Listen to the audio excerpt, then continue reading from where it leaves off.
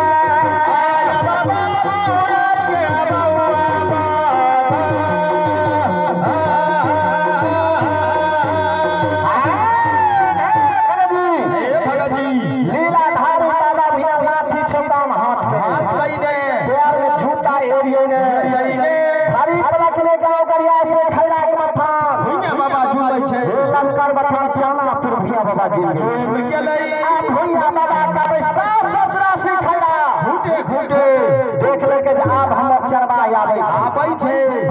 खूटा खूटा सलार मारे बाबा भैया खेड़ा के बथान झूम गए 36 वर्ष के चादर मुर्गा खोल के आहे खेड़ा सबसे पीठ पोछै छै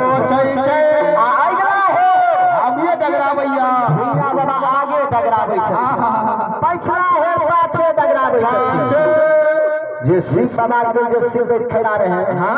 भैया बाबा ओइ पर झाड़ झाड़ के कारी कमल के आसन लगे आसन लगा के खैरा पीठ भैया बाबा सवार भ गए आ भगत जी हां यौ आ पलथी मार के खैरा पर बैठ गेले आ भैया बाबा एक जांग पर गीता ले ले एक जांग पर रामायण ले ले अब खैरा ले ले पौआया परिया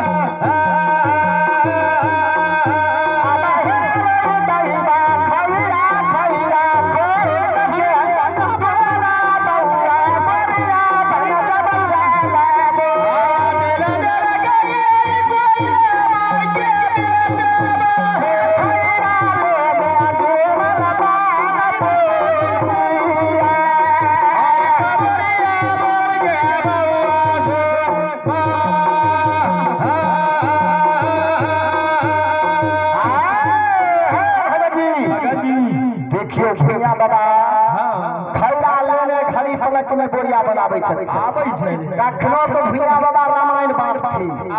कखनो के भगत जी गीता पाठ करथि कखनो बोसरी में के कल के जे भैया बाबा बोरिया बन में भई चलबै छलखिन पढ़ल लिखल नहीं छलखिन लेकिन भैया बाबा एहन दयालु आ शक्तिमान छलखिन जे भैया बाबा के जेना भगत जी वाल्मीकि छलखिन जे माता सरस्वती जीवा पर बैठल छलखिन तेना तेली आधारी बाबा भैया के जीवा पर मां सरस्वती के बात छल कखनो भैया बाबा रामायण पढ़थि कखनो भगत जी है गीता पाठ करथि आ खैरा ले ले परिया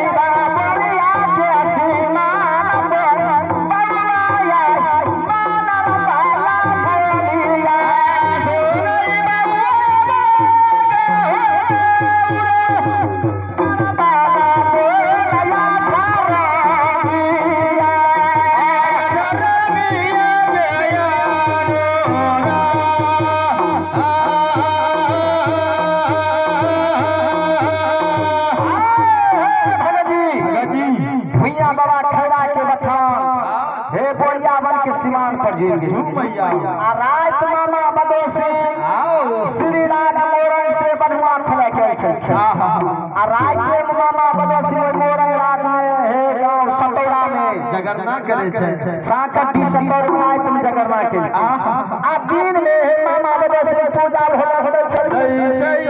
पूजा में 14 जोड़ी मानर बाजे छे भगत जी भैया बाबा मानर वाला जे दोष लखिन सारा सो खड़ा के बात रोक दे भैया बाबा रोकैया बात रोक के खार भ गेल कहै छै बाबूराम खैरा धीरे चाल मधुरे बोलिया बन चलबो करो आ ई मानो जे याद रंग के बोलै छै जमर सर्व शरीर कोमल करे जा बोलै छै मादर पालाया हमरा ना होता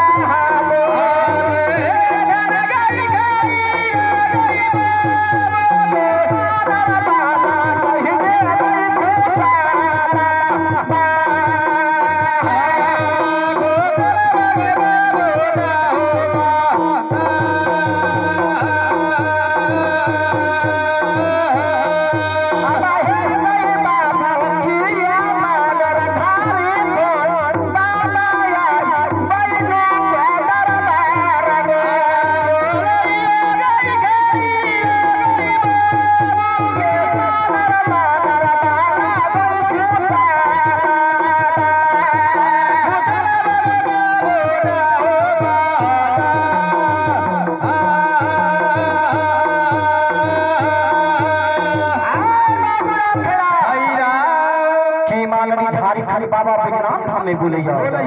हां किसी 87 स्थान में